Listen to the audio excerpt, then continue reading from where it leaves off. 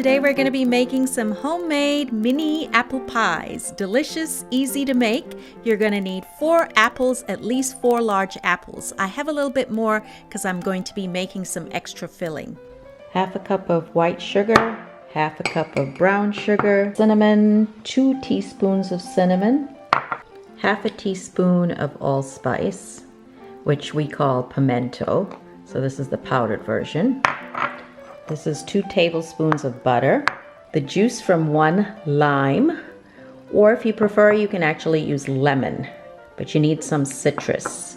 And then the magic to take it to the next level, which I haven't seen other people do, is ginger. I promise you, when you add ginger, delicious tasting ginger, which we can make teas with, you can make jams or jellies with. So we're gonna use not this giant piece of ginger. You want it about the size of half of your thumb. So I'm going to go ahead and grate the ginger. Another method might be to just put large slices of ginger into the mix and then remove them. You know, once your filling is cooked, just remember to remove the large pieces or the easiest thing is to just go ahead and grate it and then it will cook out. So that's what we're gonna do. We're gonna go ahead and grate it using our handy grater. I also have a strainer because obviously I'm using or squeezing lemon juice or lime juice, so you need a strainer. And you're also going to need some kind of peeler to peel the apples, and a knife or a cleaver to cut the apples into nice sections. Also going to need some measuring spoons. But of course, to save time, I went ahead and put everything in containers already measured for you so that we don't have to do that. And then the last ingredient, or last 2, you're gonna need some cornstarch. This is 1 tablespoon of cornstarch. So I'm gonna add 2 tablespoons of water to the cornstarch to thicken our filling. And then we're also going to need a pinch of salt. I'm just gonna use regular salt. Okay, so let's get started on our homemade apple pies, or mini pies if that's what you want to call it, or you can call them turnovers instead of mini pies. But point is, if you're craving those mini pies or apple pies from McDonald's, you're gonna make it yourself and it's gonna taste even better, and it's not gonna have any artificial ingredients in it. So here I have a large bowl with some water, and I have some lemon juice in there. So just a few drops of lemon juice in the water so that when I add the apples, the chopped apples or diced apples, that they don't go dark.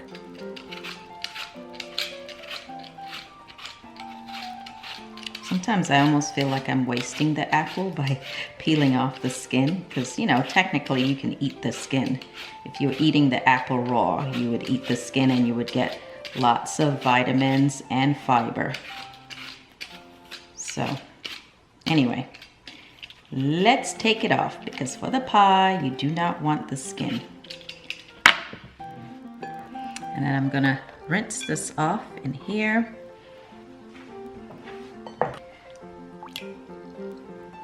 Now I'm just going to cut very close to the core.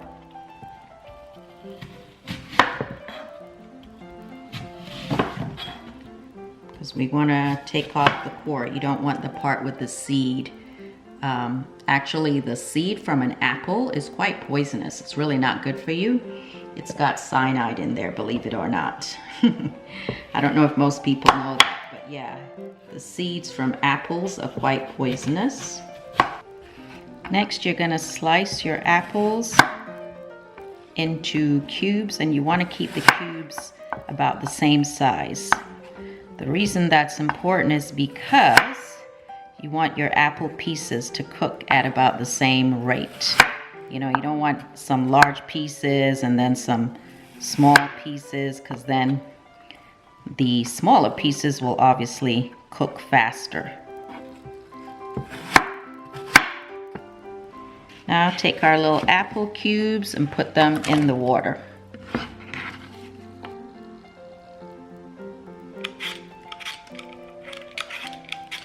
Apples smell so good, so crisp and fresh, and you can use any kind of apples you like. These happen to be the apples I have in the fridge.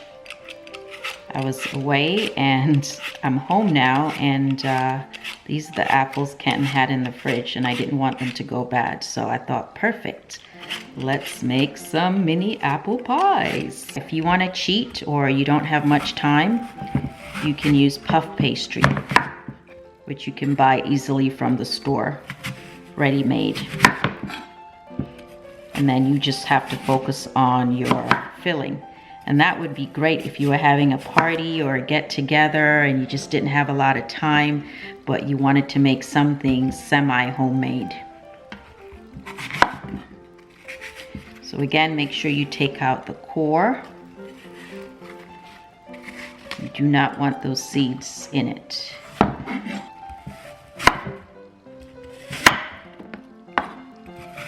And of course, be careful not to cut yourself.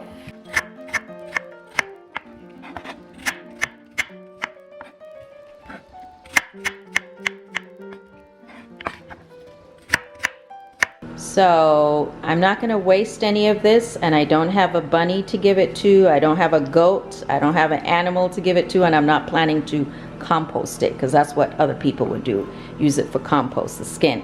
What I am going to do is turn it into a pot puree of sorts.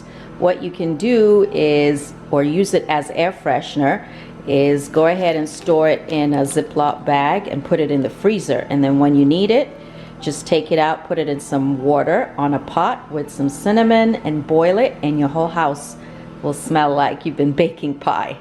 Like literally, your house will smell like you've been baking pie and feel very welcoming and cozy. And yeah, that's one way to use this. So see, ready to go in the refrigerator or freezer. I mean, if you're not going to use it, you know, within a day or two, I would put it in the freezer and then use it as you need it.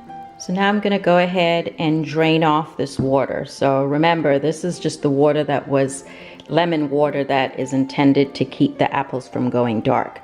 So we want to drain off all of this water because the apples will make their own water, so to speak, or they have their own juice. And add our brown sugar. And add our white sugar. And let this kind of sit before we start cooking it. So you want it to sit for about 5 minutes before you start cooking it.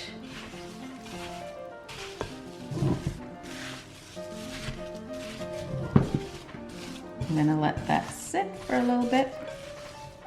So while my apples are soaking, why not just go ahead and grate this ginger. So aromatic ginger is. So aromatic, and it's just going to add that little bit of magic to this apple filling. I'm telling you, it just elevates it. You'll be like, okay, now I see how it tastes a little different. That's the magic ingredient, and this is the good part. So that amount of ginger is perfect, a little under a tablespoon. Okay, and don't forget the juice from 1 lemon or lime. In this case, I'm actually using a lime. Okay, so now I'm gonna go ahead and add my lemon juice or lime juice, the ginger, the grated ginger, the cinnamon,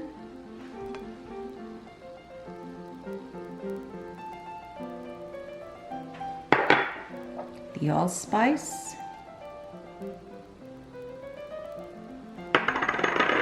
and a pinch of salt.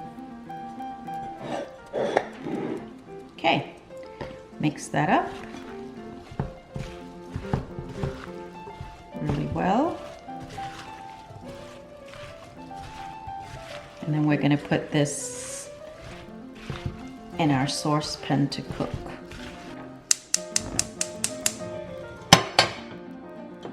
Go ahead and put our butter.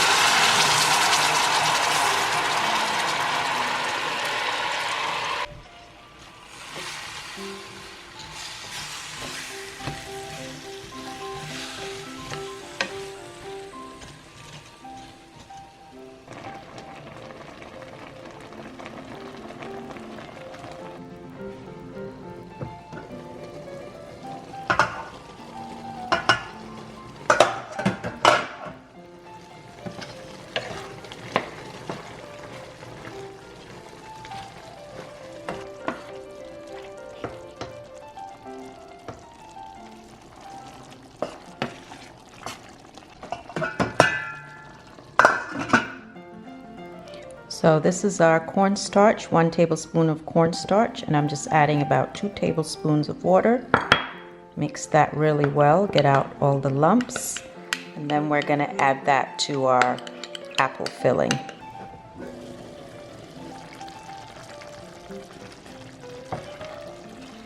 This is going to thicken it up.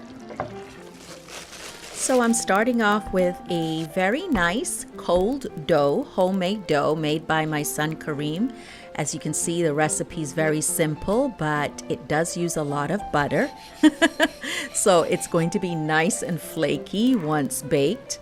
So I'm not suggesting any particular dough.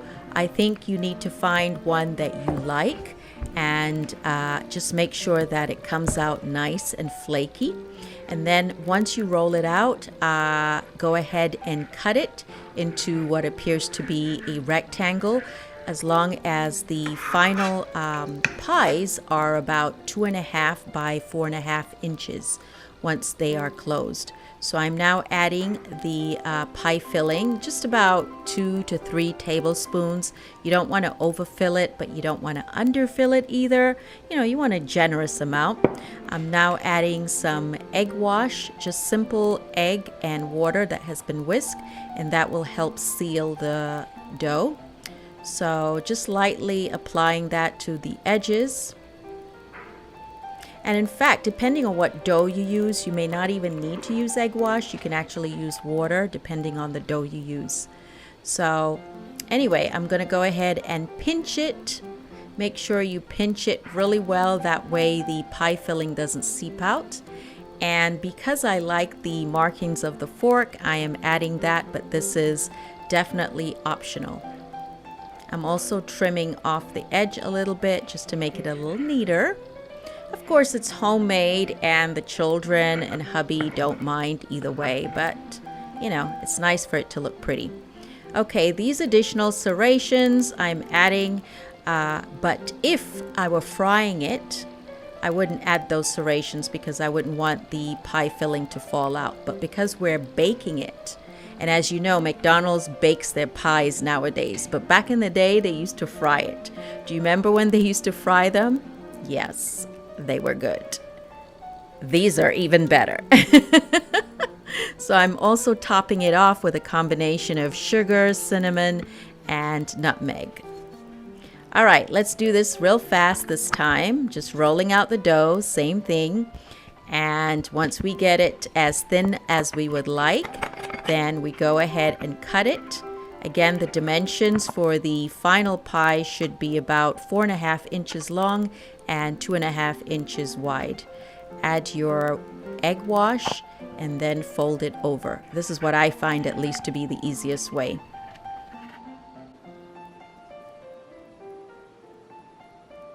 After adding the combination of the cinnamon, nutmeg, and sugar, I'm going to go ahead and bake it for 400 degrees for about 20 minutes until it's golden brown.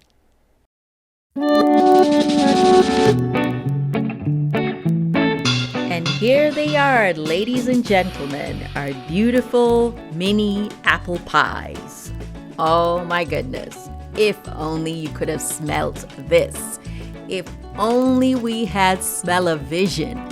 My goodness, this is the most delicious, one of the most delicious desserts I've made. Whew, I'm not even mad at that filling trying to seep out. I am not even mad at it. It is so good.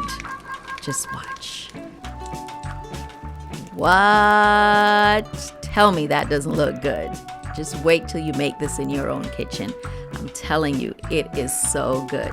So here I'm going to show you how I made some round pies. And in fact, these round pies, mini round pies, are gluten-free. I'm using gluten-free dough. So that's why you see the dough is a little bit thicker than the regular dough. But the process is the same, and in fact, I feel like these are easier to make. So I think this is a good idea. If you don't want to make the rectangles, you can actually make some small circular ones. I literally just used a cup over the dough or a glass to cut out that shape. So really nice, really simple, really adorable, and they tasted just as delicious. I could totally see how this could be fried, and if you're not watching your weight or that's not a concern, go ahead and fry them. But if, like me, you're worried about your weight, then I suggest you bake them. Look how beautiful they are. Look how adorable they are. They are going to be so good for my next tea party, right? Look at them. Adorable. Oh my goodness. And they tasted so good.